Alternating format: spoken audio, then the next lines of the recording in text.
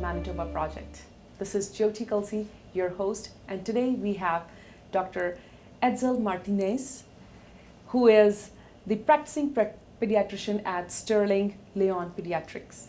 Thank you very much again for taking the time to come over and have this discussion with us. Yeah, no, thank you for having me. Looks like you had a busy day, but we really appreciate your time and making this a priority. Yes, no, it's really important. We need to communicate with the public and communicate with parents from medical sources so they can get the right information to make the right decision for their children. 100%. And again, coming from you, professional, working with kids in and out and being in the industry, I think it does make it really, effective for parents to hear to it and work on it. So as this series, this Doc Talk Manitoba project is basically based on providing information about the vaccine, COVID-19, and clarifying any questions and hesitance that people may have. Sure. So we do want to focus on kids. Yes. So as they're back to school already, what have your work life being changed depending on, now they're at school, or even the COVID-19, how did it change, I would say? Well, initially when the pandemic first hit, we were not seeing many patients at all. Right. We started doing mostly virtual appointments over the phone. Parents were, for correct reasons, hesitant to come to the clinic. Over the last, year and a half,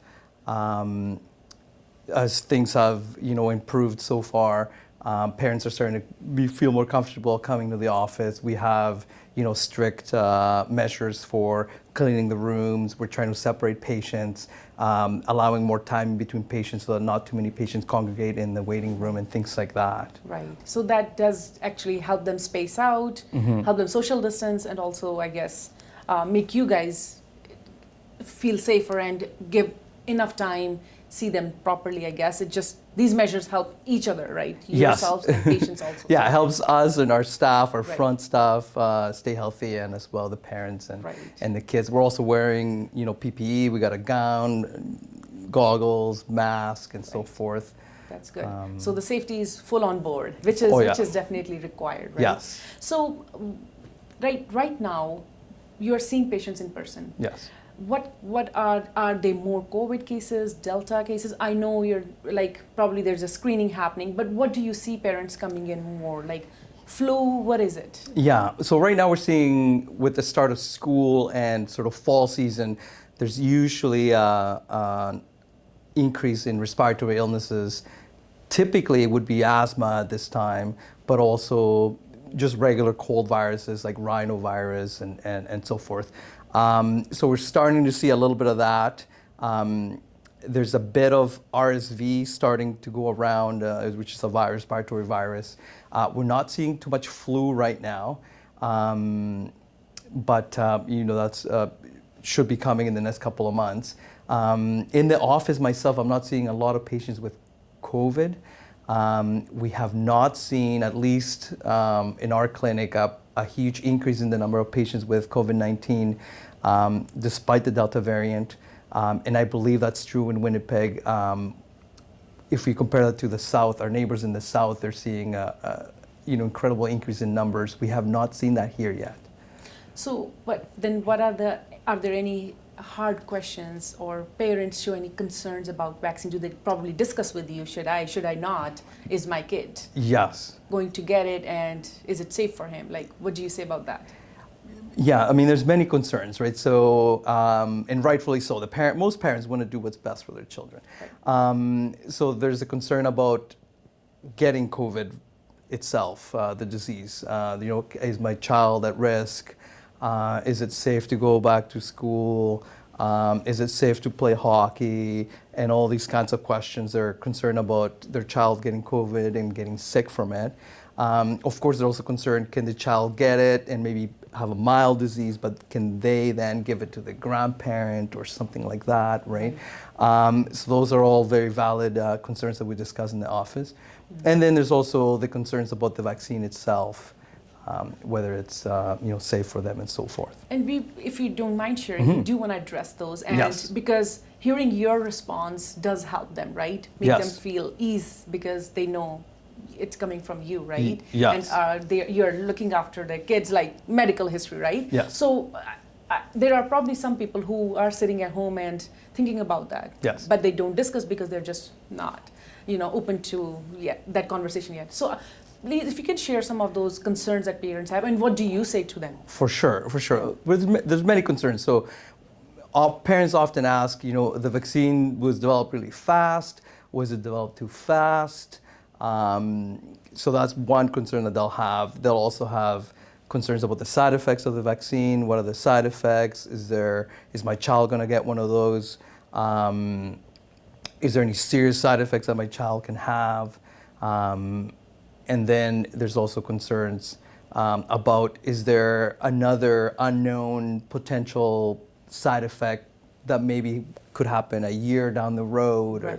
But we won't know that because, it hasn't been a year since the vaccine's been around and so forth. So those would be sort of like, in general, three sort of categories. Right. In terms of the first one, so the vaccine was developed really fast. Is it too fast? The technology for the vaccine has actually been around for over a decade, right? So it's an mRNA technology. It has been developed, over a decade. The technology has been there. It was just used. Thankfully, it was around with this new coronavirus. So in terms of, was it too quick? It was not. It's been around for a long time. It was just adapted to this new coronavirus. The safety measures that all vaccines go through a series of strict safety criteria and measures, that was not skipped. So people might have questions about that, but the safety is solid. It's been studied. It went through the proper criteria, so parents can rest assured that those steps were not skipped. The other thing is, because it was such a global disease, right. Manufacturers, politicians, scientists came together, sharing information like never before. And that also eliminated a lot of the red tape and logistical hurdles that they have to jump through. Right. So those were removed so that the vaccine could be developed as quickly as possible without skipping any of the safety steps. Right. So I reassure people about that. And then side effects. Yeah, so the most common side effects are, a sore arm, some redness, maybe some fatigue, headache, muscle aches, flu-like symptoms. So those would be the most common by far, usually in the first 24 to 48 hours. Mm-hmm. And by far, those are the main side effects. Now, of course, I'm sure it's been on the news and stuff, heart inflammation was picked up through surveillance as a side effect. Mm-hmm. So usually that's for sure a side effect. It's a rare side effect, but it does happen. We estimate about, according to the Canadian Pediatric Society, less than one case per 10,000 doses. So it's rare, but it does happen. And does that happen because they may have already some kind of condition, or? No, so it could affect, a regular healthy child. So less than 1 in 10,000. Which is, So, it's rare, but it does happen. Yeah. Most of those cases are mild and need just monitoring and self-resolve. And you could recover from that. It's not something that stays with you. That's right. So it stays. It's not something that's chronic. Yeah. It's transient, and kids recover from it. Okay. Most common in males, usually young, so teenage to 20s, after the second dose. So again, rare, presents with chest pain, and so people ask about that. Right. I try to reassure them that the risk of COVID itself is higher mm-hmm. than the risk of this potentially rare side effect. COVID itself can also cause heart inflammation, and the rate of that is higher than the rate of the vaccine. So we're kind of looking at risks, stratification between the two, comparing risks from one to the other, and the benefit outweigh the risk of potential side effects from the vaccine. For sure. And then regarding the last, some people will say, well, it hasn't been around for too long, I don't want to use something new, and things like that. So we have a lot of experience with vaccines. Vaccines have been around for decades and decades. There's no vaccine that has a side effect later than maximum 2 months after it was given. Okay. Most vaccines will have a side effect, 1 or 2 days after. Some of them have a fever or rash or something like that 2 weeks after, and then some of them maybe after 2 months. So there's no vaccine that has a side effect outside of those 2 months, and there's no reason to believe that this vaccine will have a theoretical, unaccounted for side effect outside of that window. The vaccine has been around for, since, I'm not sure, 8-9 months, and we continue to monitor those things. We haven't seen anything past really that time frame. Yeah. So have you had any patient come back to you who is vaccinated and may have had COVID, or? Vaccinated and then had COVID afterwards? Yeah. Personally, I haven't, but it does Okay. occur. Okay. However, the vaccine does prevent you from getting severe COVID. So if you have been vaccinated, the risk of you getting COVID is very, it's not zero, but it's low. Yeah.